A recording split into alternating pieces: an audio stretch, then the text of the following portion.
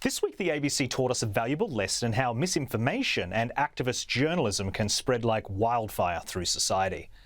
Laura Tingle, the ABC's chief political correspondent, sent Twitter and morning television into a spin after publishing her exclusive report suggesting former Prime Minister Kevin Rudd played a role in Australia's new Pfizer vaccine supply arrangement.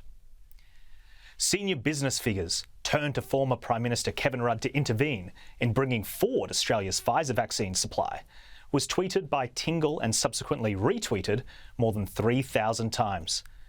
And of course, Labor and the Twitter elite lapped up the revelations because as senior MPs interpreted the report, it was evidence the mighty Kevin Rudd had stepped in to secure more Pfizer vaccines in the absence of Prime Minister Scott Morrison.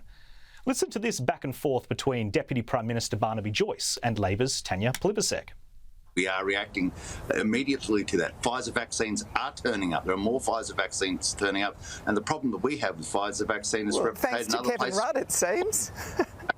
Seems like Kevin Rudd and Australian business people in New York had to get those extra Pfizer doses. It's a bit disappointing the government didn't do that.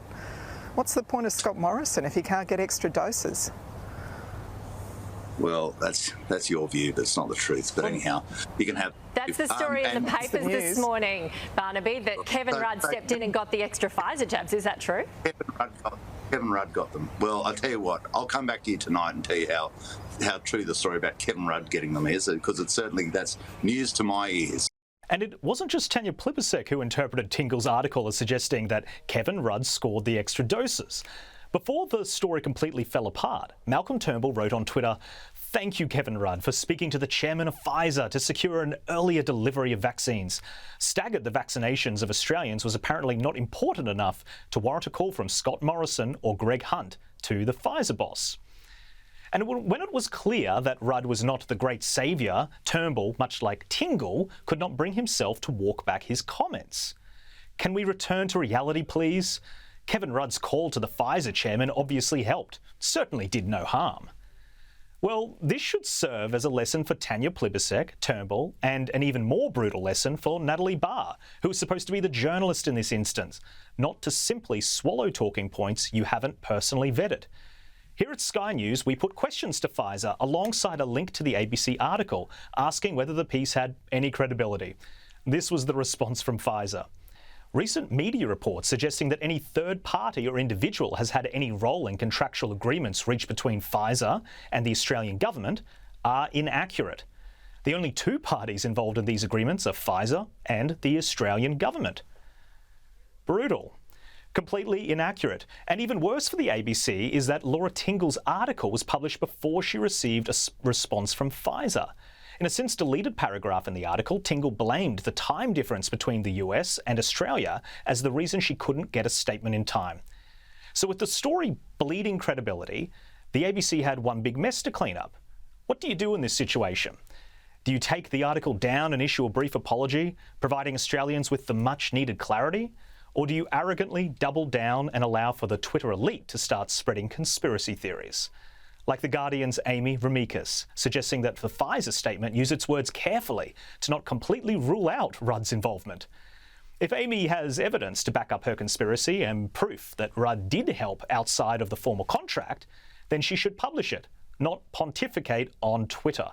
Editor of fringe news website The Claxton, Anthony Clan, took the conspiracy theory even further, suggesting Pfizer only released the statement because the Morrison government made them. Pfizer is also refusing to say whether its statement today was in fact prompted or requested by the federal government. Pfizer Australia declined to comment when asked by the Claxon on who it had initially made the statement to. Anthony, I've solved the mystery, but you won't like the answer. It was me who asked Pfizer, in writing, at 7 a.m. in the morning after reading a story which looked very dubious, to say the least.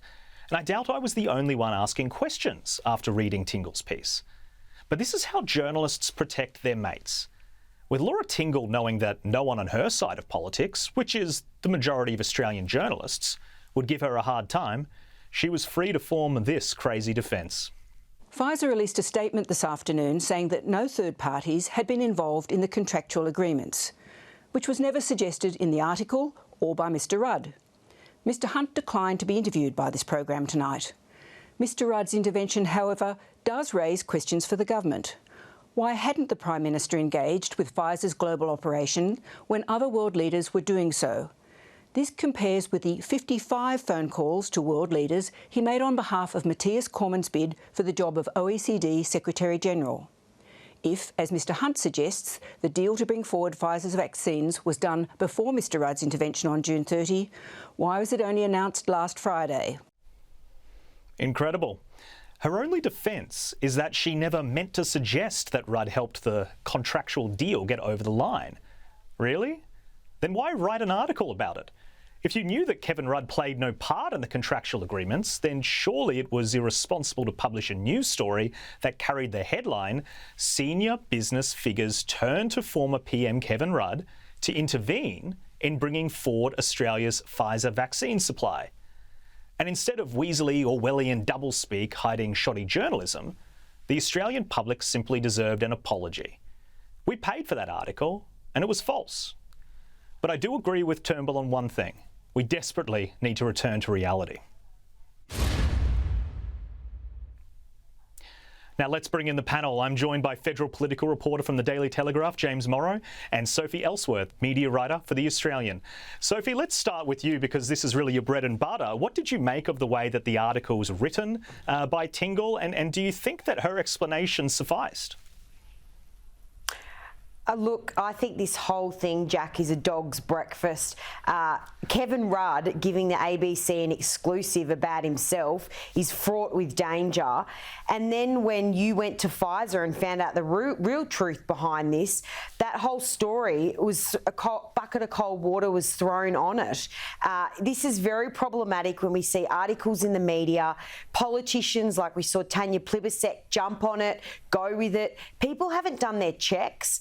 And I think this is very dangerous in the media that we get this headline out, then people just run with it. And it just actually was nothing more than embarrassing for Kevin Rudd because the whole thing was a load of rubbish. Yeah, and James, he did end up being the laughing stock through all of this. How do you make of the way that his involvement seemed to have been from the beginning? Well, you know, and not for the first time either, Jack. This is so, there's so much fun stuff in this story. I mean, right from the beginning, you could tell that for a lot of people who were pushing it out there, Laura Tingle, the ABC, this was a case of, you know, it's too good to check. So did they go to Pfizer? You know, journalism 101. Any reporter, you know, kid reporter here on the desk at the Daily Telegraph, had they come up and said, oh, you know, Kevin Rudd did this or said that, they would be told by the boss, well, did you check with Pfizer? Get the statement, see what they have to say. Go back to Kevin Rudd, check it out, see if that actually happened. That didn't happen here because it was too good to check, and it was also something that I think for them, they felt like, oh, this is great. We can, you know, have a big poke at Morrison, you know, the stroll out of the vaccine, you know, how badly is that going? Make that the narrative. The best bit of it, though, had to have been, Jack, when Kevin Rudd put out a statement from his office about the matter in which he said these are quotes attributable to a spokesperson, and then the spokesman has this whole statement about Mr. Rudd said this and Mr. Rudd said that, which was the most hilarious bit of egotism I have ever seen from Kevin Rudd.